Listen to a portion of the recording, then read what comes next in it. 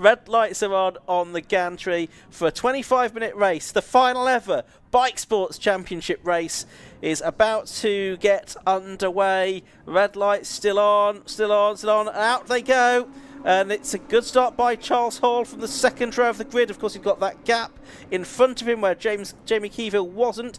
Keevil is still there at the back, by the way. He's alongside Shane Stoney into the first corner. It's Morel in third place. I think Charles Hall would quite like to go out with a win here for the ADR, one of the non-radical cars, and he's done it. He's got ahead of Shane Stoney on the first lap of the race. So it's Hall leading, Stoney second, Morel third.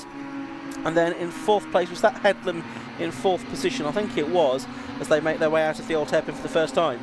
That's right. There's only spots of rain. There's a lot more rain at McLean's. This is where it came earlier as well, wasn't it, in the Mazdas? So let's see how everyone deals with this. There's Alicia Barros in 68, but Charles Hall, we probably shouldn't have ruled him out in mixed condition, should we? Because he's a very quick driver. And not much really puts him off, does it, Charles? So Shane Stoney's weaving about. He's got no temperature in those slick tyres. He's not the only one, but certainly the most aggressive weaves was from Shane Stoney. So it's Hall in front. I think the splitter looks like it's in a better place this time. Perhaps they've raised the height of the front of the car up. Perhaps another trip to B&Q was required.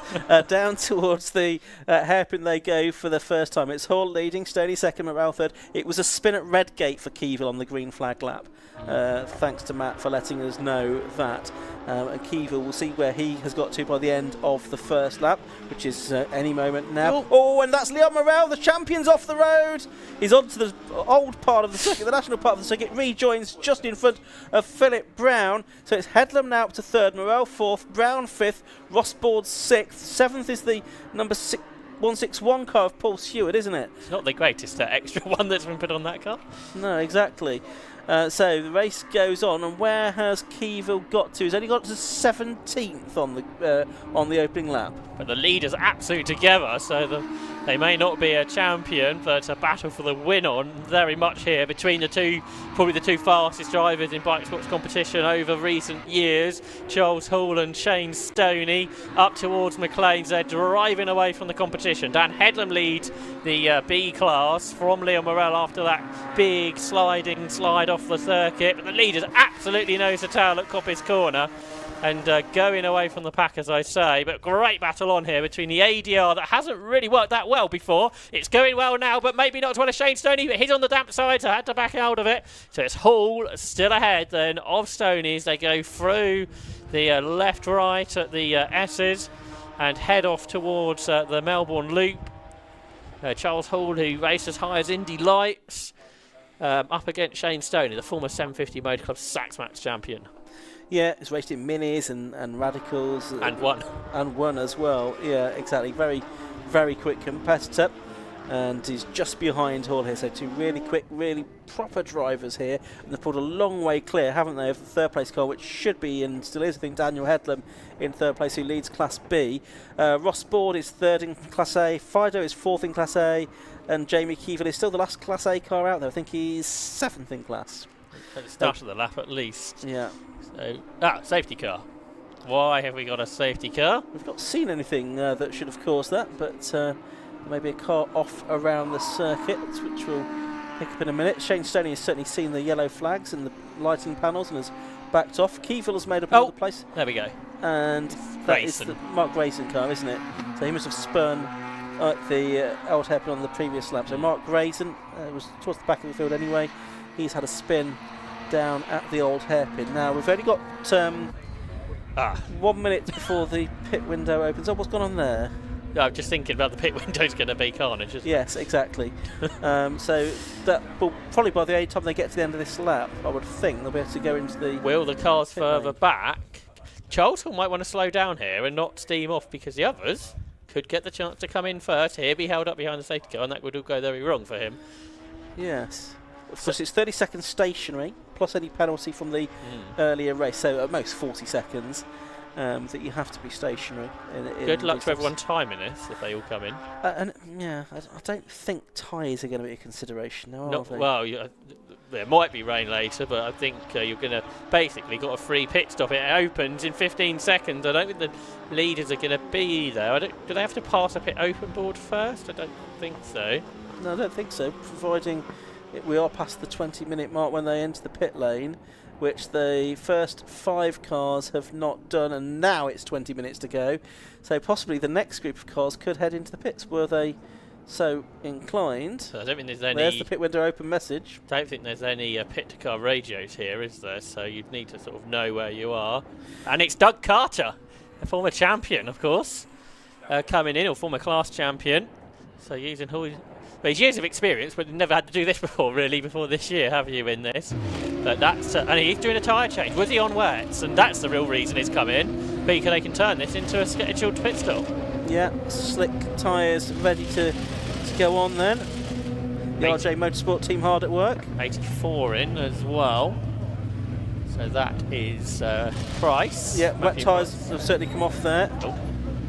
What's he saying? Oh, I want new tyres. Well, I'm not quite sure. No, he's got some kind of vibration. I think it's probably what he's trying to convey there. Anyway, that's what I reckon. Josh Smith wondering what's going on. Yeah, get him in there. Do something with him. We'll try and work it out. But he's in the pit lane. Right, safety cars picked them up. Of course, Doug Carter does need to come out before the safety car queue, ideally. Which ought to be able to happen. It's a sort of 3-minute plus. Well, really, he needs to catch up to about 45 seconds behind if he's going to get to the front. Yeah, there's the Mark Grayson car, which has been taken off the circuit this time, so he's not been able to rejoin, and some cars have earlier on in the day. Camrocks don't normally have to turn around completely, do they? Yeah. Although something's gone very wrong, usually. Like owls are Camrocks. They can turn their heads through 360 degrees or something. So the 84 car, Mark Price, is still in there. But no one knows what's Matthew going on. Price, I should say, the driver from Hale Zone in the invitation class. I think some of the other teams might want that car moved if it needs to be fixed, because of course potentially everyone are coming. Doug Carter's got no rear tyres on, has he? Or the rear end is, or the rear end? It's still in the air, so there's something not quite gone right here in this pistol. It's not been quite smooth. Yeah, because they've still not got the wet tyre off there, have they? I don't think he's going to be getting the lead, is he? No. So a bit more work to be done here. If it starts raining at this point, it would get very comical, wouldn't it? Yeah.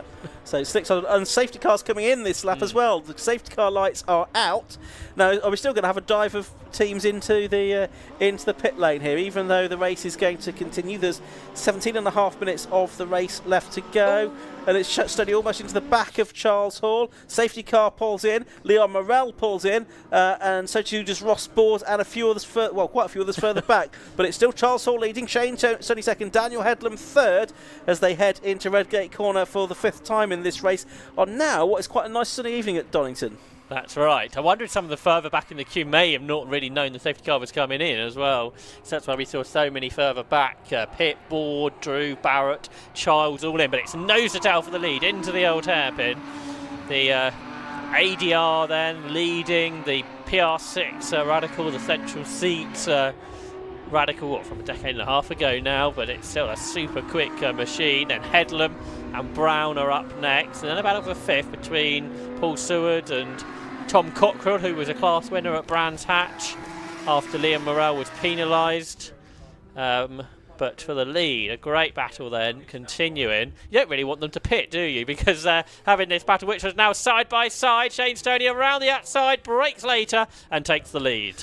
He does indeed. Great move that by Shane Stoney, number 89 in that Radical PR6. He gets ahead of the big ADR of Charles Hall. Down towards the right hand they go, turning their way through the Melbourne hairpin, climbing now back up the hill towards Gollards. It's Daniel Headlam there in third. Watching there the 68 car that's in the pit lane. It's Alicia Barrett, and it feels like this is a long pit stop, to be honest. Yep, it does. She's back out into the race now though. 1:30.8 for Shane Stoney, the fastest lap of the race. Well, we got in the 28s, I think, in F1000, didn't we? Yes. The Bikesports record is a 28, but yeah, Alicia Barrett's gone down a lap, so that was a long stop for whatever reason. Andrew Fido is in. James Keevill's up to 7th. As Hall there was threatening Stoney again, I think, as they headed into Is that a back the old marker? no, it may have been a back marker actually. Yes, it was. I think involved, but Hall now a fair few car lengths behind. He's there in second. There's Headlam in third. It's still leading Class B, of course. Philip Brown on that lap. Yeah, well, of course, by about 700ths of a second or something. Did close the gap a little bit. Both Larkham and Fido in together, 2 Class A Championship contenders. Keevill's still out there. Yes, of course, he's still trying to sort of claw back track position, isn't he? And So, actually third might be as best as you can get in Class A with Stoney and Hall at the front. yeah, I would think it probably is, unless something happens to either of them. Yeah, that's not out of the question. They've both had bad luck this year. Shane Stoney had a lot of mechanicals. Charles Hall's had even more, hasn't he? The Metelli was in that. I think only finished about 1 race. Only changed to the ADR. That hasn't had many finishes. No, as up the hill they go towards the hairpin, as we've got a car out of the race there. Matthew Price, I think, the one we saw in, did go back out, but it's come in again. Yeah, 84. Shane Stoney's done another best lap of the race, a 1:30.2 now, and is 2.5 seconds or so, 2.8 seconds clear now of Charles Hall. Keeville has moved up to 5th as other drivers have pitted, but he's stayed out there. He's in the 34, so it's not on the pace for the top 2, but not slow. So still about a third of the field yet to make their pit stops. So Fido was 1.3 seconds ahead of Larkham when they come in. We'll wait to see to the end of the lap who came out first, but I think it was Fido, so he remains ahead. And of course Larkham really needs to outscore him by quite a long way if he's going to be the champion. 2.8 seconds of gap between Stoney and Hall. Dan Headlam leading Class B by 1.2 seconds from Phil Brown. Leon Morrell, I think, the leading pit stopper. And he goes across the line. He's in a 1:33, so he's not quicker than these two at the moment. And of course, that is the Class B battle in this race. Is that Hall slowing? Looks like it might be. It is. And Headlam therefore goes through to second place. And Brown will get through to third as well, but it looks like Charles Hall's going to be a retirement from this race. So importantly for Keeville, that means second could be on the cards, and that is would be enough to overhaul Fido, where third versus fourth wouldn't have been enough. No, well, but yeah, Hall heading into the pit lane now, which he'd need to do anyway soon enough for a mandatory stop, but he's out of the race. Stoney's in 2, so Dan Headlam is leading Yes. the race and being caught by Phil Brown. There's one of the SR1s come out the pits, that's Andy Boyce, novice driver.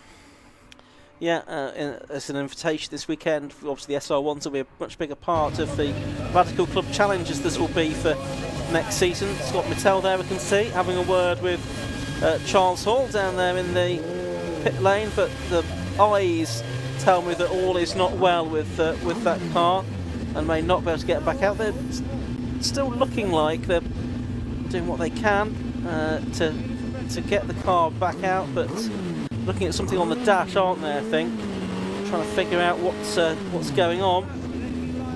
And Fido is ahead of Larkham by 3 or 4 seconds in Class A. Keeville is in this time, so and there is that Keeville leaving. Yeah. And where is Fido on the track? I don't think he's come across the line yet. So during that pit stop period, I wonder if Keeville has moved ahead. Fido's crossing the line now, so it's going to be pretty close. We'll see them at the end. Oh, there is Keeville. I think Fido will be ahead then, won't he? And Charles Hall is coming out just behind. He is. So there's still a real battle on here. And there's Larkham. So Keeville is ahead of Larkham, but behind Fido, and he needs to get ahead of Fido to win the class championship. Yeah, so you've got quite a few of the class cars sort of together now on the circuit, haven't you, as well? For Charles Hall, I suspect it's just a bit of an experiment, really, this, to see if he can continue in the race. John Elsey will be able to get some sunset pictures in all of this. He will. There'll be some spectacular shots from John Elsey. Look out for them on the 750 Motors Club social media channels in the coming days. Headlam leads Brown by 1.1 seconds. They're in the 31s now. Morrell is only in the 32s. So that's all for the Class B win. The only two cars that have, well, there's 3 cars that have yet to make their stop. Dean Hudson is one of them, but also the 2 that are at the top of the time screens, Headlam and Brown. And Hudson came in while you were saying that Yes. sentence. So Shane Stoney presumably is the pit stopping leader. We'll check that. Yeah, he comes across the line now, so he leads the race in reality. But for second, and then the Class B win, that is Headlam v Brown v Morell. There's a couple more cars in the pit lane, including the Hudson car and Paul Seward as well. So all to play for here. And what's happening in the Class A Championship battle? Well, they will cross the line with Fido ahead by about a second. Here they come. So 12 Fido being chased in the background by 19, the championship rival James Keevil. So we're 2 cars in between. This is a real interesting battle with less than 10 minutes of the season to go, and Keevil's out wide up the curb. Yeah, he is. What happened on that last lap in terms of times? Fido, 135, Keevil was an outlap, and Keevil was an outlap, so can't really compare. What's Keevil doing earlier on the race? 134. About a second and a half quicker than Fido. So he should be able to catch. He's doing a lot of wide lines, which... yes, be careful with that, Jamie. Don't want to be incurring any track limits infringements. He's going to go past the number 17 car for Miles Drew. This is for 9th position. We're going to try to. You've got Fido, and then it's just Cockford up the road a little bit further, isn't it, I think? Yeah, he's in a B car. In a Class B car. So it's Drew. Oh, Keevil, it was tight there with Drew. He needs to get past him, even though he's in a different class, and he didn't, so that cost him time. Yeah, so that's the frustration. And he's actually lost quite a bit of time there, it seems, as a result of that. Meanwhile, Fido almost got his nose chopped off by Thomas Cockrell there. Shane Stoney's done the best lap of the race of 128.832, and now the Class B car, Miles Drew, is alongside Andrew Fido. So now Keeville's trying to go around the outside of both of them at the Melbourne hairpin. So this is proving to be a very interesting scrap. It's for about, 7th, 8th, 9th, 10th, 11th positions, I think, these cars. Whoa, Fido, massive dive up the inside Ian, and he got there, so that was an important move. And that's put 2 cars between himself and Keevil. By the way, that Stoney time was 1/10 outside the lap record of Scott Mattel. Yeah, that could go before the end of the race. Keevil's got 1, he might get 2 by Redgate, he does. So Fido, who is now 5th in the race, is just in front of him, and if he gets past, that is the championship battle. Yeah, so let's see, it's Fido then in 5th, it's Keevil now in 6th position. He made up those 2 places on the way into Redgate Corner, and those are 2nd and 3rd respectively in Class A. I think Charles Hall has probably dropped out now, has he? Yeah, he's back in the pits. Back in the pit lane, so he's no longer a factor here. He obviously made that stop, and to do it he slowed before he made the mandatory pit stop. As now Keevil looking up the inside of Fido. Crucially, he gets into the position to 2nd place within Class A up at Coppice Corner, and now he's ahead of Fido. And we've got 7.25 minutes of the race to go. And Shane Stoney's done the record, 1:28.653, so a new Bikesports lap record for Shane Stoney. Don't know if the Bikesports lap records will continue on into the new Radical Club Challenge, or that is a lap record that will remain forever in Bikesports form. In the PR6 for Shane Stoney. Headlam came in. Phil Brown is 8 seconds ahead of Liam Morrell. We'll see where Headlam ends up on the following lap. There's Stoney. How quick is he going? Absolutely flying along. His lap is 3 seconds faster than anybody else has done in this race. He was sliding the car there, we saw through McLean's corner. He's absolutely on a charge. He's about to lap the battle for 13th. Ross Board, who went well in the wet but kept falling off, and Ian Charles, who are battling away there.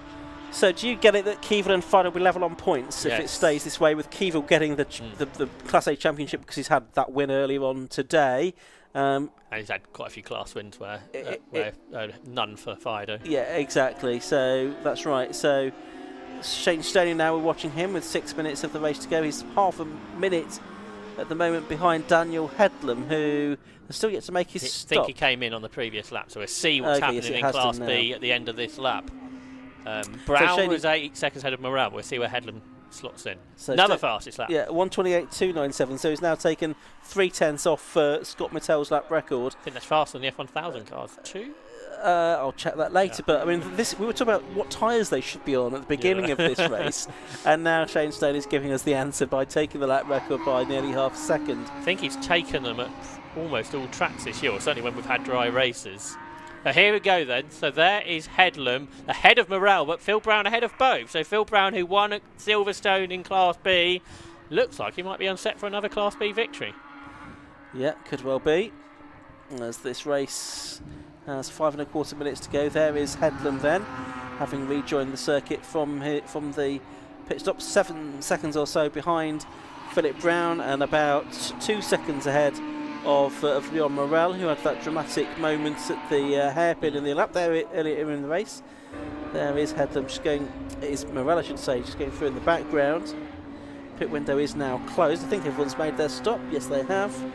So that's good news. They'll all have completed their mandatory stop in good time.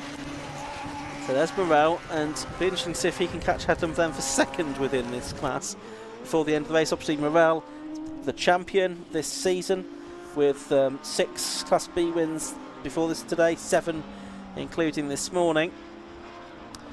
Yeah, he lost an on-the-road win at Brands, and now has gained an on-the-road loss, really, hasn't he, here? So it sort of evens out, I guess. There's Headlam in 55, so again, be another podium in class, but not that win that we thought we had earlier. Up to the final hairpin with 4 minutes on the clock. Shane Stoney leads by 26 seconds, by the way. We said 3 seconds at faster than anybody else, just like he was in the wet qualifying session. There's Alicia Barry, who's not having such a good race, really. She's in 14th. She's sort of 5 seconds off her class rival's pace. So Yeah, went very well in the wet, but not as well in the dry. No, and obviously had that long pit stop as well, but a good learning experience for her, having the different conditions that she's had to contend with. Headlam was 1.5 seconds quicker than Brown on that lap. Okay, and the gap is 5.7 seconds, I think. So he's not giving up. No, but probably not going to have enough time to close at that rate. Keevel, by the way, 3.7 ahead of Fido, so he's pulling away. Not huge amounts, but he is pulling clear. Yeah, doing what he needs to do now. That important move he made at Coppice a few laps ago to take second place within the class, and effectively that's going to be enough for the Class A Championship. There's Shane Stoney. He's probably going to have, well, is it going to be 2 or 3 more laps to go? It might be 3 more laps to go here, because he's crossed the line with 3 minutes and 3 seconds left. At the moment it's 1 minute 20, another new lap record there, 1:28.245. Another new lap record he's done, so yeah, he should have plenty of time to get another 3 laps in. Although I wonder if we flag it after 2 with big black clouds coming over. Could be again. That could be done, and with 1 race still to go this afternoon, but we'll see. Yeah, so he's this is the best of Shane Stoney. He's got a problem. He's slowing. There you go, Josh. That's commentator's curse. Shane Stoney slowing as he goes through the old hairpin now. His lead was what, 29 seconds? Can he? Well, he's going to have at least 2 laps to go. He's back up to speed, is he? Back up to speed. Well, and it's cut out again. It's doing this thing where it's cutting out again, isn't it? So can he drive around this? Picture to see what his lap time is. But it might be just 2 laps to go now. Yeah, it could be, but that's fine because he's got half a minute in hand. He didn't. If he can just drive around this. Morrell's got Headlam on that lap, by the way. He has, hasn't he? So that's for the Class B second place. What's the gap to Philip Brown? It's gone out now to 8 seconds. Brown's just done the best lap in the class, I think, 31.1. So here's Shane Stoney down at the Melbourne hairpin for what probably now is going to be the penultimate time, but even then that's not certain, isn't it? I wonder if he's still faster than everybody else with the car slowing down on this lap. Yeah, well, he's a special driver, Shane Stoney. Let's have a look. Over the line, he's about to come to complete lap number 14 of this race. And what was that lap? A 1:32.876, so about 4 seconds slower than what he had been doing. But only a second slower than everybody else's best. Yeah, and that's when his car's sort of cutting out occasionally around the lap. And how much time was there on the clock? Well, there's still 1:31. Probably then will be checkered flag this time around, then, assuming this lap is similar in pace to the last one.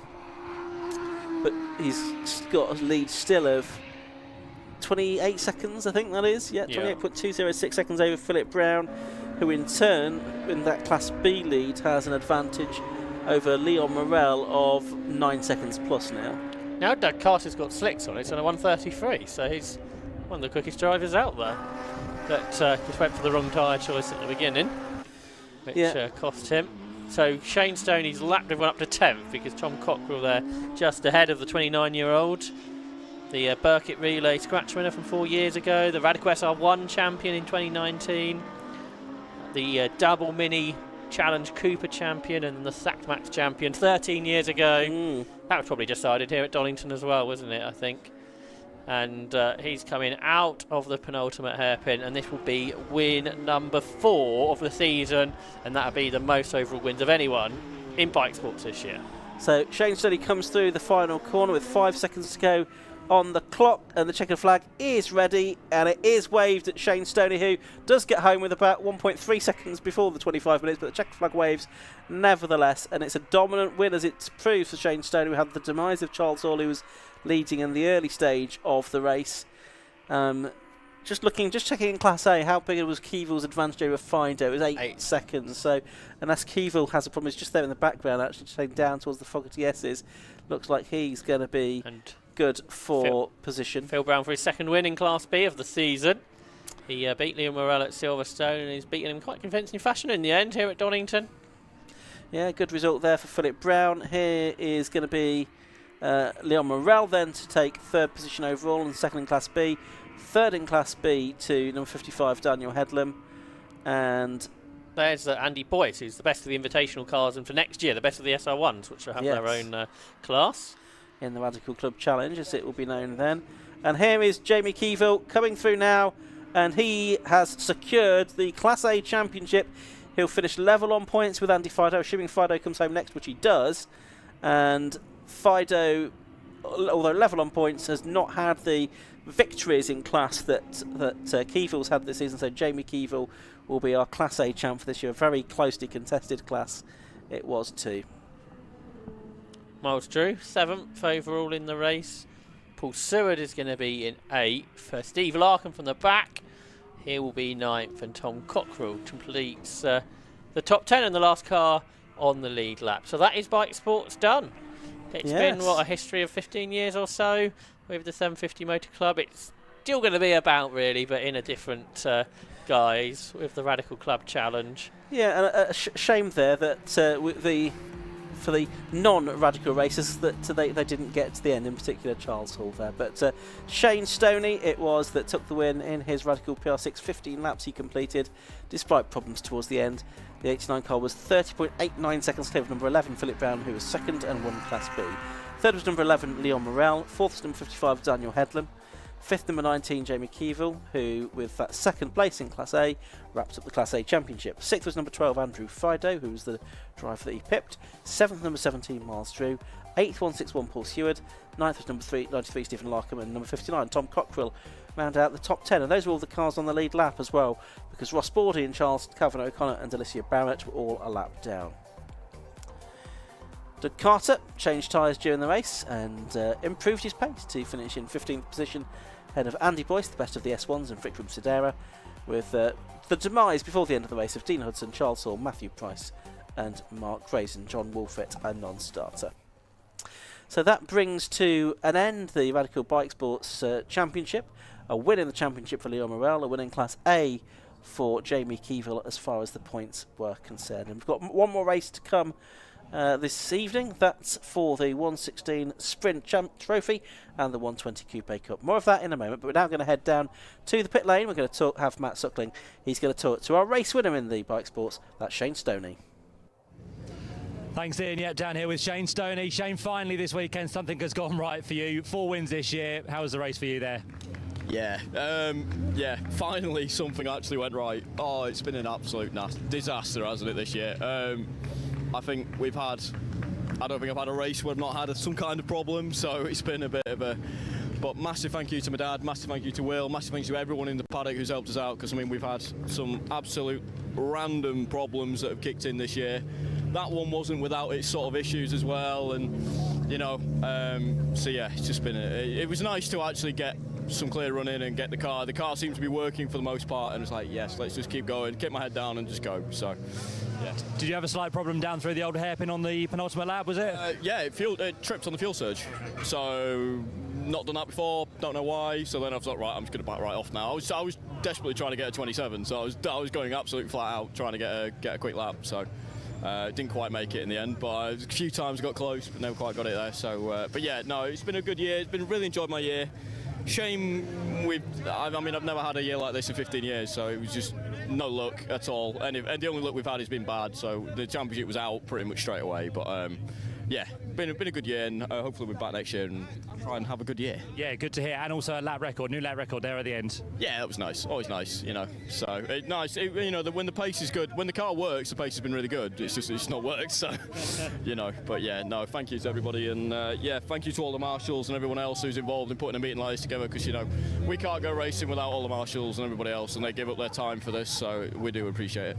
Good words. Well done, Shane. Congratulations on the victory. A very happy Phil Brown as well, by the looks of it. Phil, have a quick chat with you. Class winner, second overall. Well done. Yeah, I had no idea where I was. Pit board, no dashboard. So yeah, I mean, absolutely thrilled after our conversation earlier, and it's raining now. So it's nice to have a proper win this year. So it's a good end to the year, and we've got a car to put on the trailer. So yeah, thank you to everybody at 750 and obviously fellow competitors. But yeah, amazing. I'm really happy. Glad you're happy. Well done. Congratulations, Phil. And Leon Morell's over here somewhere. He's behind me. Leon, you're already the champion. That was wrapped up earlier in the season. But well done to you on the podium and second in class. Mega. We made a rule change with this. Leon looks after my car as well. Yeah. We made a rule change with this format for this year, with the bit of jeopardy from the reverse grids and the pit stops, and that is the type of race it's producing. That was mega. Well done. 31-1 as well. What a pace. So please, yeah, like you said, we look after his car. I've been over fitting his engine and diff, and then he's gapped him by 0.8 of a second on the fastest lap. So I'm going to leave some bolts loose next time. But yeah, mega. Great way to end the season, and yeah, mega event. Yeah. Been a good year, isn't it? Yeah, it's been mega. Car's been faultless. I've not checked the stats properly yet, but I think that car ends up the Bikesports Championship as the most winningest car in Bikesports history. No car's ever won 3 championships, and that finished second in its 4th. So 3 out of 4 years it's competed in. It's pretty amazing. Not sure about plans next year, but we'll see. I think it'd break my heart to sell the car, but it might have to happen. So we'll see. We'll see how we go. If not, come back. We'll definitely be back in something. Yeah. Well done, Leon, champion this year in the Bikesports Championship. And as you might have guessed, the rain is back. So whenever I come down in the pit lane, I bring the weather. So sorry about that, but we're ready for the last race of the day here at Donington Park. So we'll hand back to Ian and Josh for the 116 Sprint and the 120 Coupe Cup.